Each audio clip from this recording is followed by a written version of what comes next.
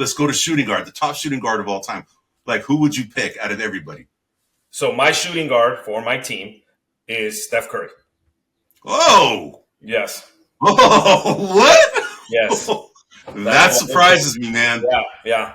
And I'll get into that, why I pick Steph as we go down the line. Dude, you took Homer to a whole new level right there. Well, yeah. I'm sure everyone on YouTube land or everywhere else on the podcast are going to be like, this dude's he doesn't know what he's talking about. But dude, this episode is going to blow up, man, thanks to that comment, man. Well, here's my thing, right? All right, let's go. Why did I take Magic? Because he's the best passer. Yes. Why am I taking Steph? Because he's the best shooter. Okay. Right? Okay. He's going to open up the court for everybody else on my team. And again, this is kind of what I was alluding to, because I figured this is the response I would get. Right. Okay. Understood. But I'm building a team, right? I'm not saying that Steph is the best two guard that ever existed. I would argue he's not. But in this particular team, that's what I'm building. There's a reason I picked a 6'9" point guard, because on defense, even though he's not a defensive dynamo, I got other jobs for him. Right? All right. Right? Okay. Come on, man. Dude, the whole NBA world is just shaking right now from that pick, man. But hey, I respect it, man. So I got to tell you, you know who I'm going to pick, man. Come on. I thought you were going to pick Michael Jordan. Michael Jordan is the best player of all time from an offensive and defensive standpoint, and he's a shooting guard. Right? So I have, Magic and Jordan. You have Magic and Curry. But now I'll have I'm going positionless for the most part. I hear you, and I have a few of these picks too. But it's interesting to see how you make up your team and why. And I'm telling you why I'm making up my team. I'm looking at it from a defensive standpoint always first. You learned that probably from the first time we did these picks in episode 3 of Buzzer Beaters. You know why I picked the team that I picked? I'm doing the same thing here, man. I'm looking at it from a defensive standpoint and offense that's good enough to win at any level, shooting at any level. Maybe not as efficient as Curry is from a 3-point standpoint, but efficient everywhere else, man. All right. So, all right, man. So let's go to the small forward. Who do you pick as your small forward? Well, that's where I put Jordan. Right. I put Jordan as the small forward. Interesting. Okay. So you have a 6'6" small forward. Correct. I'm going to have a smaller team. Okay. But now again, we didn't lay down the ground rules. But I'm presuming we're playing in today's NBA. We're not playing. We have to because it's so I made that presumption. So I'm putting Jordan at the number 3. Okay. Right. I got a defensive stopper. But see, like when I think of Jordan's career, right? John Paxson, shoot the open 3. Steve Kerr. Shoot the open 3. Dude, who better to have on your hip than Steph Curry for those situations? And what are you going to do? Are you going to guard Jordan with double team him and leave Steph alone? Like, to me, that on the offensive end, that combo is just deadly. Just the only challenge I see with Curry is from the defensive side. Correct. You're going to have to scheme to kind of hide his effectiveness on the defensive end. I mean, he can play. He's just not. That's not his skill. That's not. You mean the way Clay's been hiding him for pretty much the whole, Draymond too, right? It's the same thing, man. They scheme to kind of disguise. Jordan can do that better than Clay ever could. So. Right. All right. So you picked Jordan. Yeah, that was a sneaky pick at small forward. He's 6'6". Yep. You know who I picked, man? I picked LeBron James, man. LeBron James, the all-time leading scorer. I essentially now have 2 Magic Johnsons on the same team, big time facilitators. I picked LeBron James because I think, in my opinion, he is the most versatile NBA player we have seen to this day. He can do everything very well. Defensive wise, he's kind of slid back. But, when we're picking these teams, we're not picking how they are now. We're picking them at their peak, right? Their best times in their careers. Right. And LeBron James, to me, he's even better now from a scoring standpoint than he ever has. So if we were to combine the best scoring that he has combined to where he was defensively early in his career, I'm putting that together as this supernova kind of versatile player. That's the reason why I picked LeBron James. I have 2 facilitators. He's a very good defensive player when he puts his mind to it. So I have 3 long guys, man, that can create problems. That's the reason why I picked those three. Okay, well, so here's my concern with that. Okay. I think LeBron is a lesser of a player when his passing is not highly involved in what he's doing. And I think that any team that is run by Magic Johnson, you only got one passer on the squad. You got other guys that can pass, but you're only going to have one facilitator. That's the way that I look at it. I hear you. But the thing is, so I see a problem with Magic and LeBron being on the same team. It's almost. I see hockey assists. I see hockey assists left and right, man. That's what I see. I see open guys every time, man. That's what I see. You know, because you can't key on one of those guys, you know, to be the passer. You can't. I mean, you know, even when Magic Johnson at his height, you know, he couldn't be stopped. Now imagine if the defenses try to key on him now. You have a LeBron James who does the exact same thing. And if you know if it needs a blow, crap, I can go ahead and sub Magic Johnson and put in LeBron and have a similar player. So that's the reason why I did it. Okay. So all right, so let's go to the next one. Okay, this is interesting, man. So power forward, who would you pick? My squad is small because I picked Kobe. Holy crap. Yeah. Man, you are like totally what the Kobe at power forward. Well, again, we have to understand I'm not picking positions, right? I'm picking guys that can play defense, right? In this instance, Kobe and Michael can play vicious defense. Absolutely. Correct. Absolutely. I mean, you have two of the guys that are considered the highest skilled players of all time on one team, right? Correct.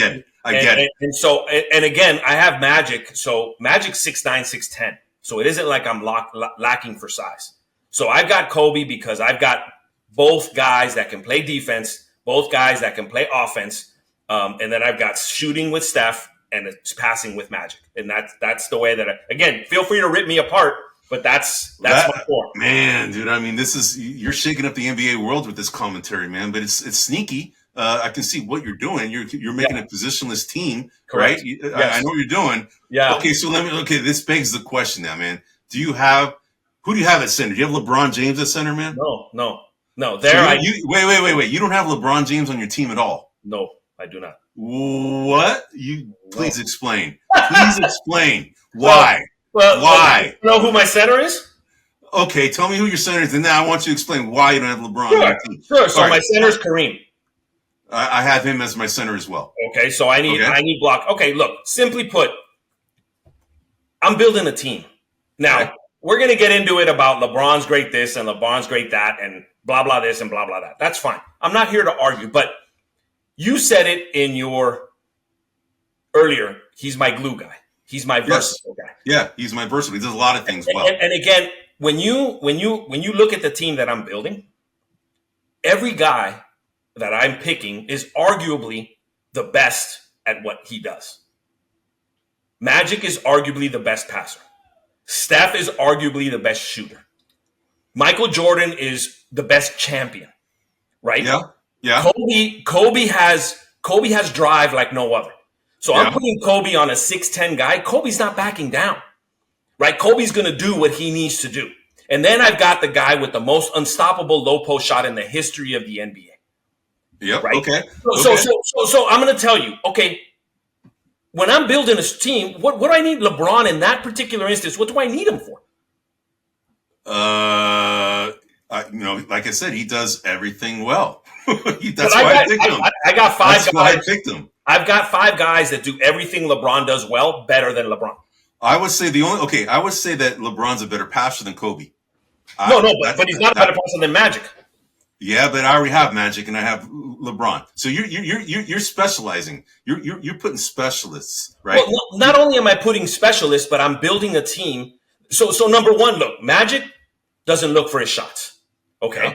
Steph, he's played with Durant. He's played with Clay. He knows how to take a back seat.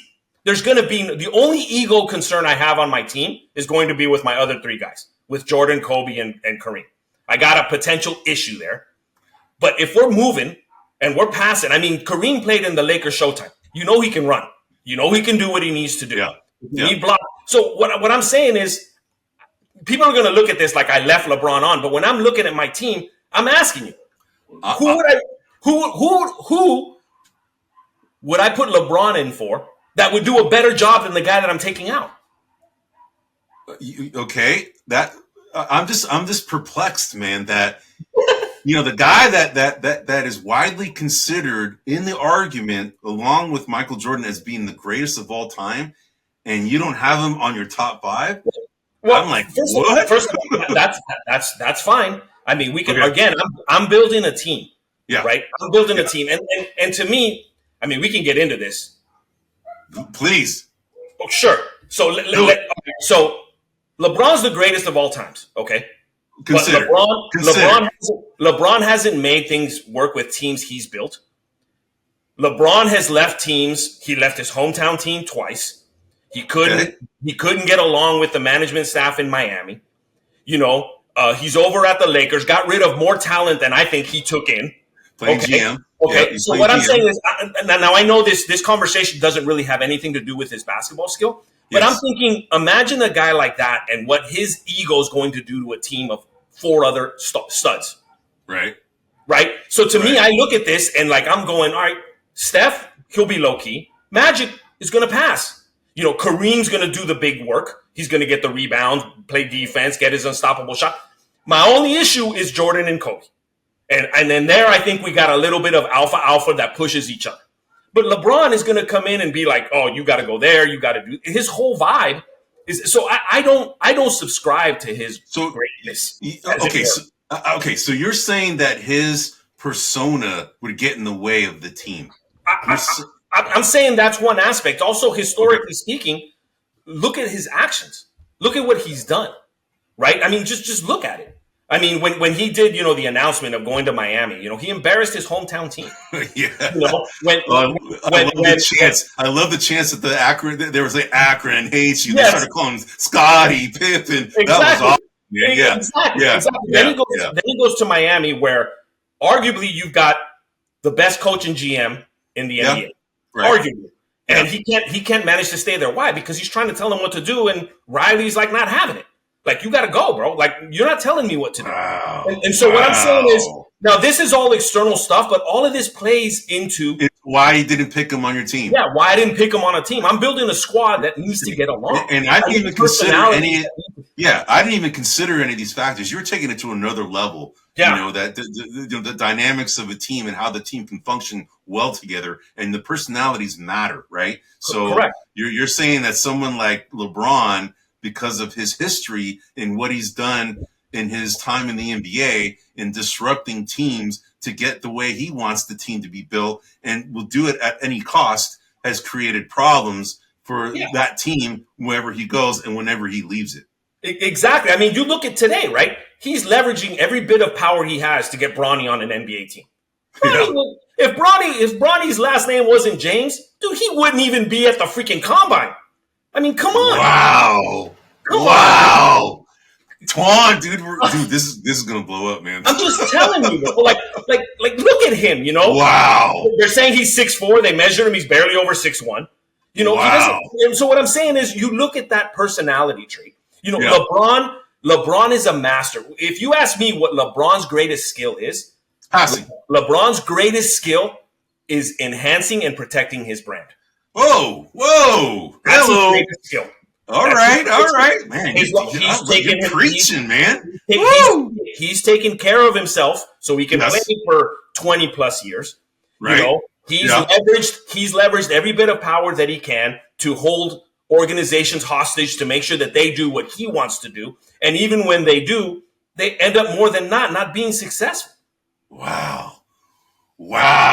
Hey, man, I did not see this one coming, man. I seriously was just looking at it from a pure basketball, the way they play together, the chemistry, but you're taking it to a whole nother level. That's what I'm saying is, you said I'm building a team. Yeah. No, I get it, man. I get it. I'm not just putting the 5. And, I struggled with Kobe to put him in because, I could have put Tim Duncan. I could have put Larry Bird. I could have put somebody that fit the mold more. But here's the thing, right? And I don't know how to play this off of kind of what we're doing, but Kobe idolizes Jordan.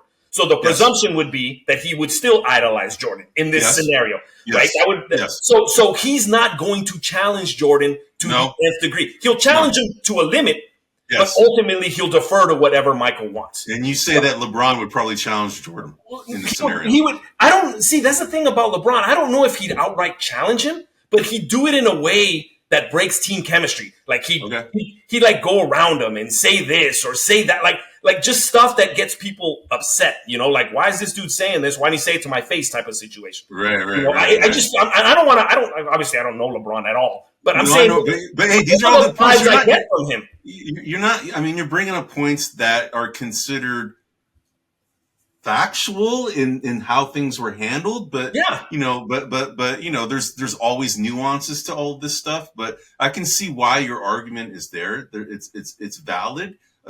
I'll tell you, all the LeBron lovers out there are going to be hating, man. But I know. It's a great take, though, Toine. I got to tell you, man. I did not.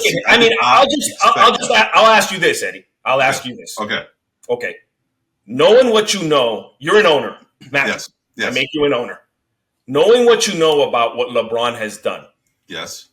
And let's say you pick whatever, your 6 guys. Would you draft LeBron over those guys? Over the guys that you have on your team right now? Sure. Or what I'm saying is, like, the way I looked at this is like LeBron's got no.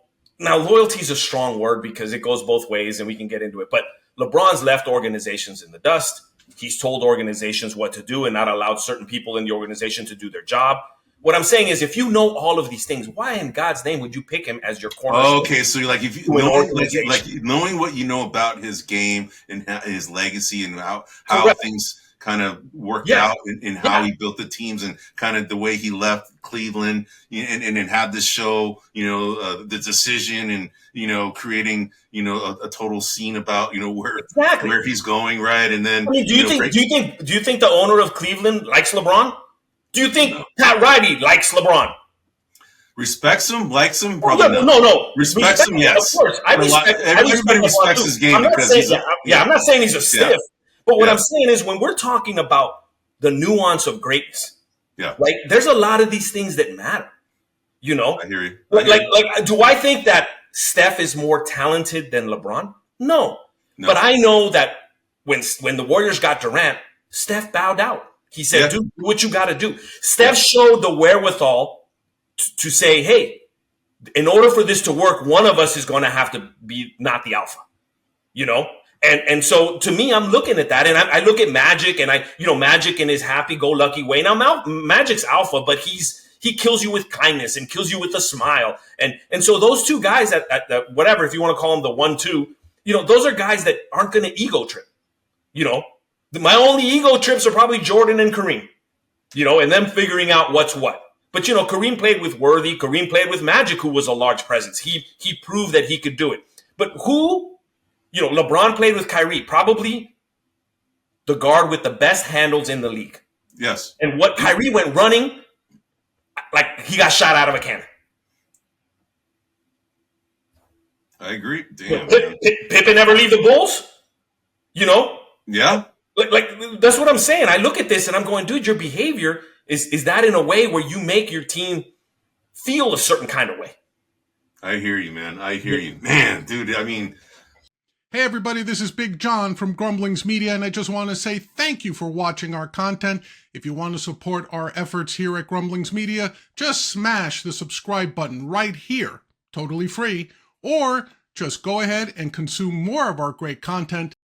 Click either one of these 2 boxes.